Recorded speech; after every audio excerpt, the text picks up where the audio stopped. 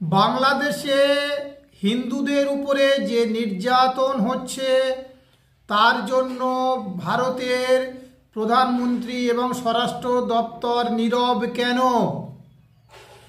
56 ইঞ্চি ছাতির সেই দাপট গেল কোথায়?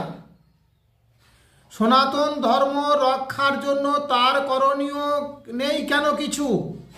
তিনি কেন বাংলাদেশের দপ্তরকে তিনি হুইপ জারি করছেন না?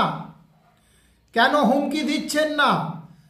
আমাদের সনাতন ধর্মের মানুষদেরকে নিরাপত্তা কেন পাবে না? স্বরাষ্ট্র দপ্তর এবং আমাদের চাণক্য বলে পরিচিত যে মানুষটি এতদিন ধরে চাণক্য চাণক্য করে করা হচ্ছিল, সে গেল কোথায়? আর তার ভক্তরা গেল কোথায়? তার ভক্তরা কেন তার সেই এদের বাধ্য করছে না, হিন্দু নির্যাতন করার থেকে বিরত করতে পারছে না? নমস্কার।